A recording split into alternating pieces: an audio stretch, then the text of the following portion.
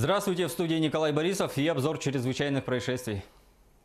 В результате аварии на 13-м километре Вилюйского тракта под Якутском пострадали 2 человека. Столкновение автомобилей Toyota Prado и грузовика произошло сегодня, 6 июля.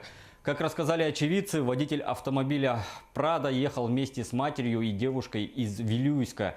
Груженный щебнем грузовик следовал из Якутска. Водитель ехал с большой скоростью и вылетел на встречную полосу, где столкнулся с Prado. По их словам, в результате аварии пострадали пассажиры прадика, женщина и девушка. Водитель грузовика получил легкие ушибы.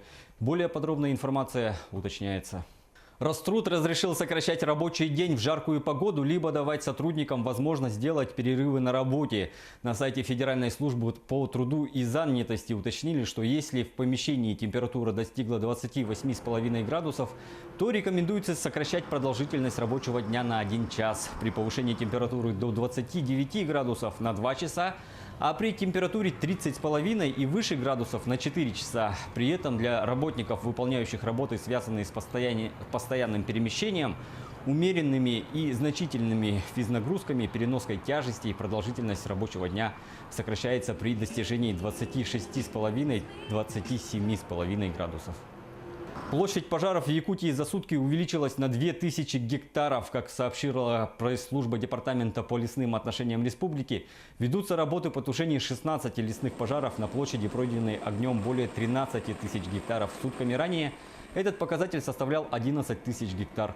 Леса горят в Ленском, Верхневилюйском, Вилюйском, Горном, Намском, Нюрбинском, Алекминском, Сунтарском районах, Мегино-Кангаласском. Всего в тушении задействовано 500 человек, в том числе 175 парашютистов пожарных и десантников пожарных, 85 работников службы наземной охраны лесов, 9 сотрудников МЧС и 231 человек, привлеченных из числа местного населения. Задействовано 49 единиц техники. В Нюрбинском районе будут судить 2 молодых людей, укравших из церкви деньги из ящика для пожертвований. Как сообщила прокуратура Якутии, молодые люди 23 и 26 лет проникли в храм в мае 2018 года. У обвиняемых закончились деньги на покупку алкоголя, и они решили похитить их из церкви. В ночное время они разбили окно и проникли в церковь, где похитили деньги из ящика для пожертвований. Интересно, что причастность молодых людей к преступлению установлена по следам обуви и отпечатков пальцев в результате проведенных экспертиз.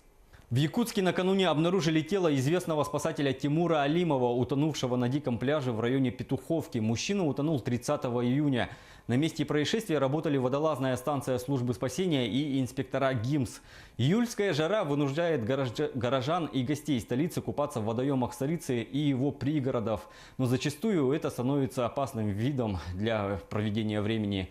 На рейд с спасателями выехала и наша съемочная группа. Репортаж Дмитрия Тымырова. Первый пункт рейда – 202-й микрорайон. Здесь находится единственный официальный пляж в Якутске.